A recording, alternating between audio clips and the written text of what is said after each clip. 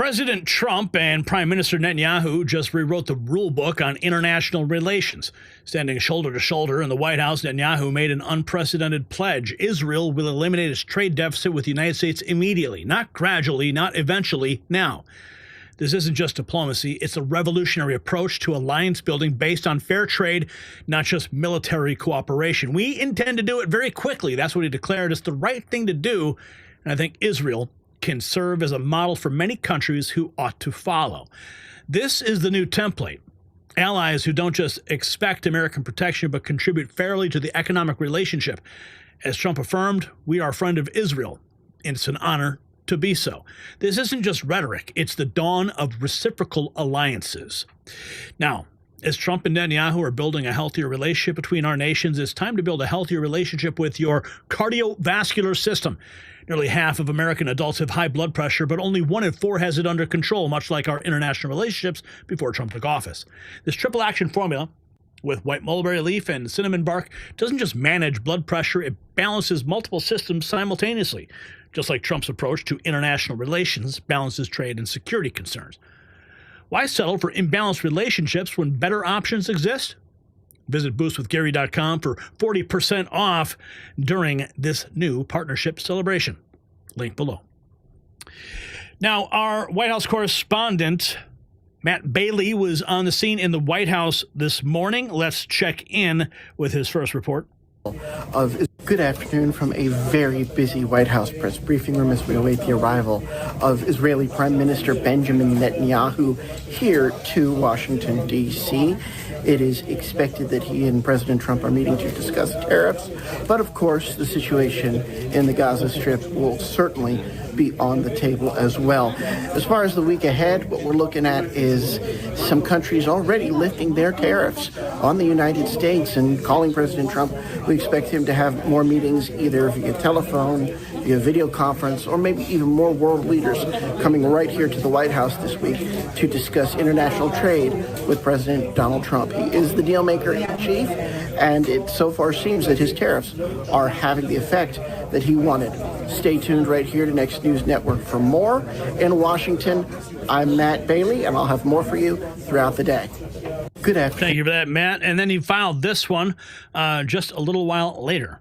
In the Oval Office, Matt Bailey here on the north lawn of the White House, just outside the West Wing, where in the Oval Office, President Donald Trump and Israeli Prime Minister Netanyahu are meeting, talking about trade, and Prime Minister Netanyahu already broke news promising to eliminate the U.S.-Israel trade deficit and promising to work with Trump Middle East envoy Steve Witkoff to reach another ceasefire with Hamas, and also saying that the two countries, United States and Israel, are aligned in making sure Iran does not achieve a nuclear weapon.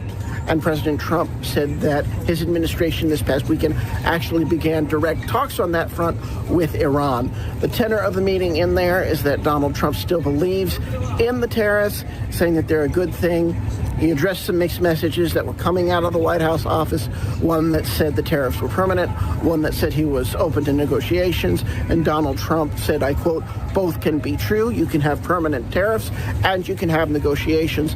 As we know, some countries have already entered into negotiations or are already drastically reducing their tariffs on the United States, or may even be traveling here this week, as I said in my previous update, to meet face-to-face with Donald Trump to talk trade. You know, talking turkey, we got to talk trade.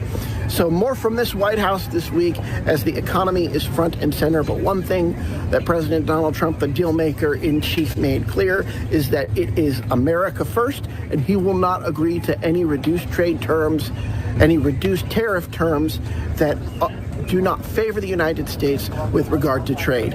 In Washington, at the White House, I'm Matt Bailey. Gary Franchi is at the Next News Network headquarters, and we will have more for you as these stories, all of this, continues to develop from D.C. Thank you for that, Matt.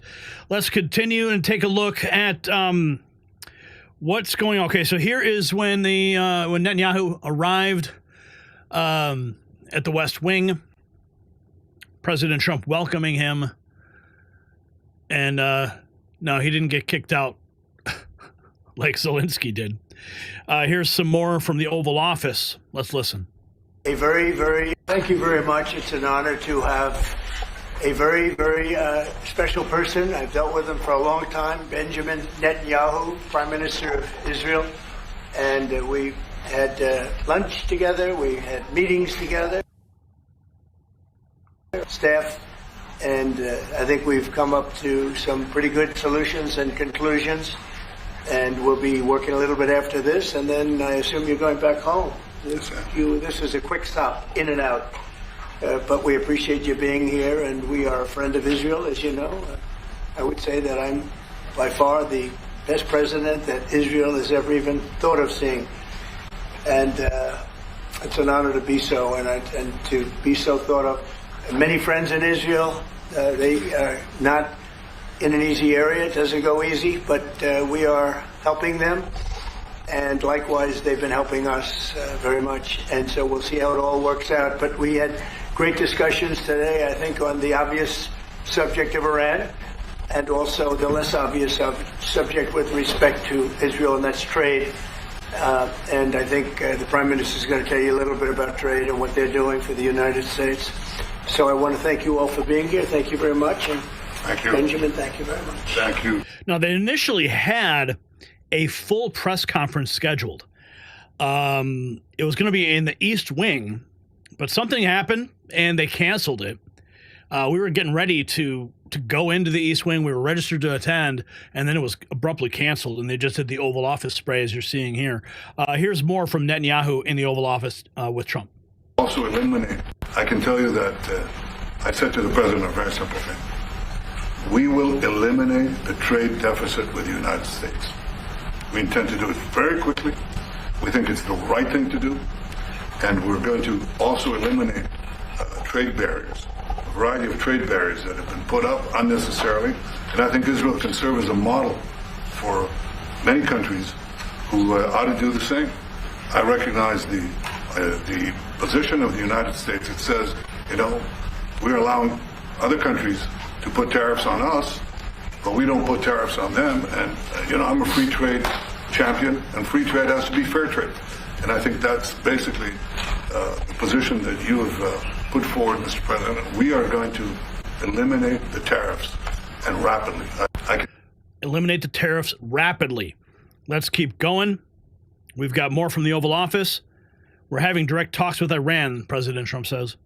They've started. We're having direct talks with Iran, and they've started. It'll go on Saturday. We have a very big meeting, and we'll see what can happen. And I think everybody agrees that doing a deal would be preferable to doing the obvious. And the obvious is not something that I want to be involved with, or frankly, that Israel wants to be involved with if they can avoid it. So we're going to see if we can avoid it. But it's getting to be very dangerous territory. And hopefully those talks will be successful. And I think it would be in Iran's best interest if they are successful. We hope that's going to happen. We're having direct talks. Direct talks are happening. Here's more from the president. This is the question that was asked. Would you be open to a pause on tariffs? Would you be open to a pause in tariffs to allow for negotiation? Well, we're not looking at that. We have many countries that are coming to negotiate deals with us, and they're going to be fair deals. And in certain cases, they're going to be paying substantial tariffs. They'll be fair deals. As you know, I spoke this morning with the Prime Minister of Japan, and we had a very good conversation. They're coming. And I said, one thing, you're going to have to open up your country, because we sold no cars, like 0 cars in Japan, and they sold millions of cars into our country. They don't really take our agriculture, a little bit of it just to keep us slightly happy, but they don't take what they're supposed to be taking. So we have a great relationship with Japan. We're going to keep it that way, but they're coming in to meet, and other countries are coming in. With China, as you know, against my statement, they put a 34% tariff on above what their ridiculous tariffs were already.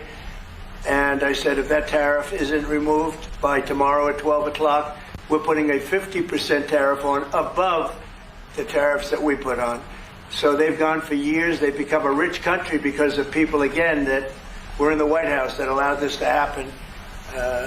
Hundreds of billions of dollars a year they'd make on us on trade, and it shouldn't be that way. And I have a great relationship with President Xi. I hope it's going to stay that way. I have great respect for China, but they can't do this with just, we're going to have one shot at this, and no other president's going to do this, what I'm doing. And I'll tell you what, it's an honor to do it because we have been just destroyed what they've done to our system. You know, we have $36 trillion of debt for a reason. And the reason is that people allowed it to get that way. So we'll be talking to China. We'll be talking to a lot of different countries. And I think, you know, if we can make a really fair deal and a good deal for the United States, not a good deal for others. This is America first. It's now America first. And we didn't put America first. We put America last. The people that were in the Oval Office put America last, and we're not going to stand for it. Yeah. Why didn't he say China? That's what I want to hear him say. China. No, but we got some serious stuff happening. Here is Secretary of Defense. What? It's been a bad 3 weeks for the Houthis. Uh-oh. Weapons. It's been a bad 3 weeks for the Houthis, and it's about to get worse. It's been a devastating campaign, whether it's underground facilities, weapons manufacturing, bunkers, troops in the open, air defense assets. We are not going to relent, and it's only to get more unrelenting until the Houthis declare they will stop shooting at our ships. And we've been very clear with the Iranians as well. They should not continue to provide support to the Houthis, and that message has been made very clear. So we have a lot more options and a lot more pressure to apply, and we know, because we see the reports, how devastating this campaign has been in them, and we will not relent. It's been We will not relent. Here's President Trump saying that they can both be true, echoing what we saw Matt Bailey reporting on just earlier. These tariffs, do you expect any of these deals to be made before April 9th? And secondly, there have been some mixed messages from your administration. You're talking about negotiations, and yet others in your administration are saying that these tariffs are actually permanent. What is that? Well, it could be. They can both be true. There can be permanent tariffs, and there can also be negotiations, because there are things that we need beyond tariffs. We need open borders. You know, we almost had a deal with China where we're going to open up China. It was almost done. Some of you remember it during my first term, and it was very disappointing. We ended up making a great deal. $50 billion worth of product was sold. $50 billion. You'd like that in Israel. And I made that deal, but it wasn't the deal that I wanted. It was the deal that I wanted was that, plus they were going to open up China so that our companies could go into China and compete with other countries and China for the, you know, for a large number of people. And at the very end, that deal was terminated, and we went to a piece of the deal. And there are a lot of things outside of tariffs, but tariffs are very important. But there are a lot of things like opening up countries that were totally closed. China is essentially a closed country. In fact, it is a closed country. And what they do is they charge tariffs so that if you sell cars or if you sell anything, nobody's going to buy it because the price is out of control. But that's true with a lot of other countries also. So we're going to get fair deals and good deals with every country. And if we don't, we're going to have nothing to do with them. They're not going to be allowed to participate in the United States. They will not be allowed to participate in the United States. Nope. You want access to our markets? You better play ball with us. That's how it works. Let's keep going. The European Union. Here's Trump on the EU. Japan, and the European Union's been very bad to us. They don't take our cars, like Japan in that sense. They don't take our agricultural product. They don't take anything practically. And yet they send millions of cars in a year, Mercedes-Benz, Volkswagen, BMWs.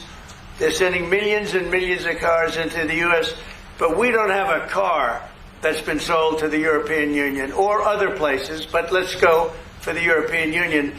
And it's not going to be that way. It's got to be fair, reciprocal. It's got to be fair. It's not fair. And fairness is returning. Here's more President Trump on groceries. We couldn't live. I mean, we're cutting prices because prices got so high, people couldn't live. I mean, the prices for groceries, the prices for standard groceries, standard things were going through the roof. They couldn't live. And now those prices are coming down. So call them groceries, but that's down, energy's down, and interest rates are down. Everything's down. And the interest rates, the beauty there is when we refinance debt, debt's become such a big factor in this country. We're going to start paying debt off with tariffs and other things. But it's such a big factor because the interest rate's so high. Well, now that's coming way down. So our budget's going to look a lot better because interest costs are way down. And I guess I've done that. I mean, we're cutting prices. I guess I've done that. Oh, yes, you have, sir. Yes, you have. Leslie Stahl, what's this? Oh, here's Peter Ducey. Trump wants a big deal. Get back to you. And is it your hunch that the president eventually wants to do a deal, but is pretending to get a better deal, pretending like he doesn't want one? For example, when Vietnam said, let's just zero out everything, he said, yeah, I'll get back to you. And Israel says something very similar. Or do you think the president just is going to hold firm, bring manufacturing back, get the tariff revenue, and let the market do what the market does? Do you know what's going on? Are we trying to get a deal? It seems like he does want a deal, but not a little deal. He wants a big deal that would guarantee the financial health of the United States government and U.S. companies for generations to come. If they make a deal now, the thought here is it's not going to have the same impact as if you make sure that the whole world knows you are serious and that you will sit by and watch the stock market drop and drop and drop day after day after day to get to a better deal. Bigger and better deal down the line.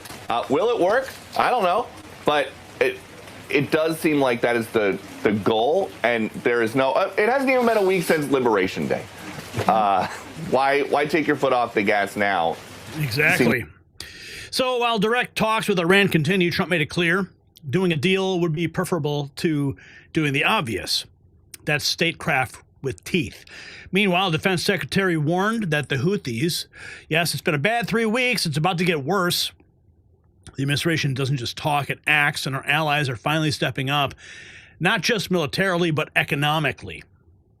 The Trump-Netanyahu alliance represents something profound, relationships, where America doesn't just give and give while receiving nothing in return. For decades, we've protected nations that undermine us economically.